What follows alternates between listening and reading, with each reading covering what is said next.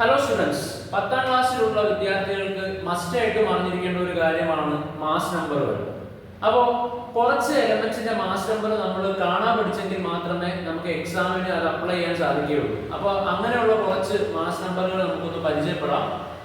First element നമ്മൾ പരിചയപ്പെടാൻ പോകുന്നത് ഹൈഡ്രജൻ ആണ്. ഹൈഡ്രജന്റെ മാസ് നമ്പർ എന്ന് പറയുന്നത് 1 ആണ്. അതുപോലെ തന്നെ ഹൈഡ്രജൻ മോളിക്യൂൾ എടുത്താൽ അത് നേരെ ഇരട്ടി 2 ആവും. ഓക്കെ, അപ്പോൾ ഹൈഡ്രജൻ അതുപോലെ തന്നെ ഹൈഡ്രജൻ മോളിക്യൂൾ. രണ്ടാമത് നമ്മൾ പരിചയപ്പെടാൻ പോകുന്നത് ഹീലിയം ആണ്. ഹീലിയത്തിന്റെ മാസ് നമ്പർ നമുക്ക് എല്ലാവർക്കും അറിയാം 2.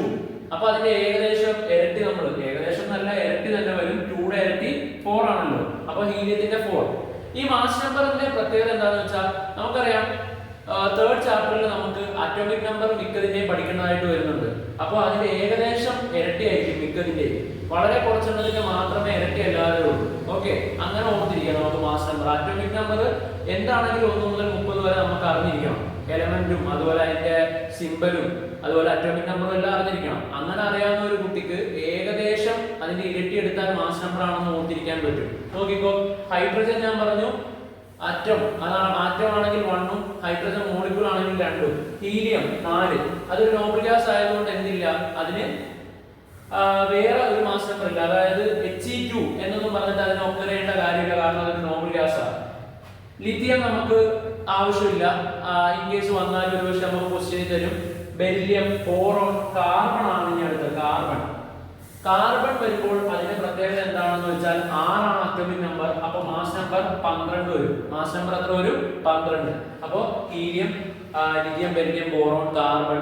നൈട്രജൻ 7 ആണ് അറ്റോമിക് നമ്പർ. അപ്പോൾ 14 ആണ് അതിന്റെ മാസ് നമ്പർ വരുന്നത്. ഓക്കെ, 14 ആണ് മാസ് നമ്പർ വരുന്നത്. അത് കഴിഞ്ഞിട്ട് വരുന്നത് നമുക്ക് പഠിക്കാനുള്ളത് ഓക്സിജൻ ആണ്. അതിനു മുമ്പ് നൈട്രജൻ എന്ന് പറയുന്ന ആറ്റം ആണെങ്കിൽ 14, N2 ആണെങ്കിൽ എന്തും വരും? 28 വരും. 28 വരും, കാരണം 14ന് നേരെ ഇരട്ടി 28. ഓക്സിജൻ ആണെങ്കിൽ ആറ്റം ആണെങ്കിൽ 8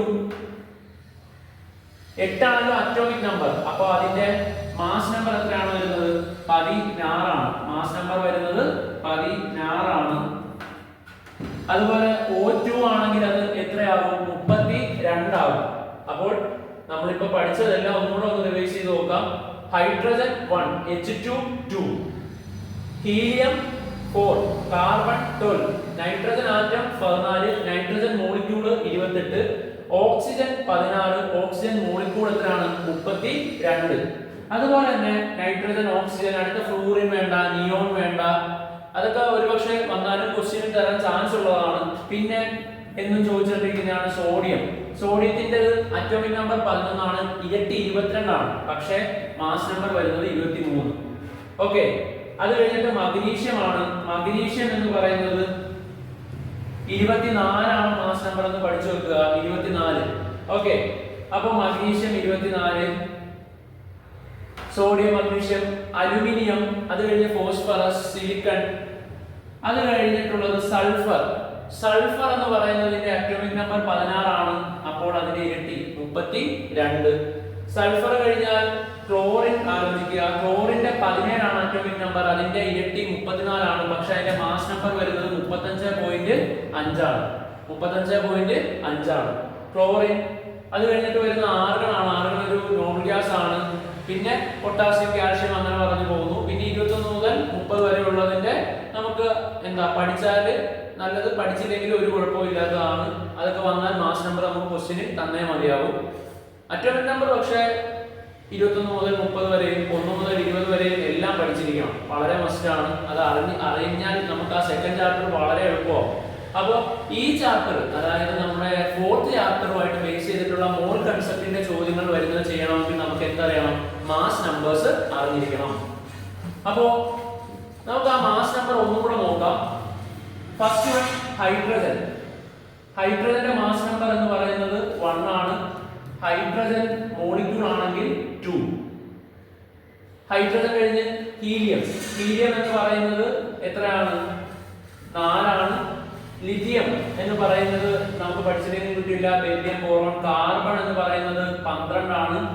നൈട്രജൻ എന്ന് പറയുന്നത് എത്രയാണ്? 14. അപ്പൊ N2 എന്ന് പറയുന്നത് 28 ആകും. ഓക്സിജൻ എന്ന് പറയുന്നത് 16 ആണ്. O2 എന്ന് പറയുന്നത് 72 ആകും. ഫ്ലൂറിൻ നിയോൺ സോഡിയം എന്ന് പറയുന്നത് 23 ആണ്. അടുത്തതായിട്ട് മഗ്നീഷ്യം എന്ന് പറയുന്നത് 24 ആണ്. സൾഫർ എന്ന് പറയുന്നതിൻ്റെത് 32 ആണ്. സൾഫർ കഴിഞ്ഞാൽ വരുന്ന ക്ലോറിൻ 35.5. അങ്ങനെയാണെങ്കിൽ ക്ലോറിൻ ഗ്യാസിന്റെ അതിന്റെ ഇരട്ടി 71 വരും. അപ്പൊ ഇത്ര 4 മാസ് നമ്പറുകൾ നിങ്ങൾ പഠിക്കാൻ ശ്രമിക്കുക.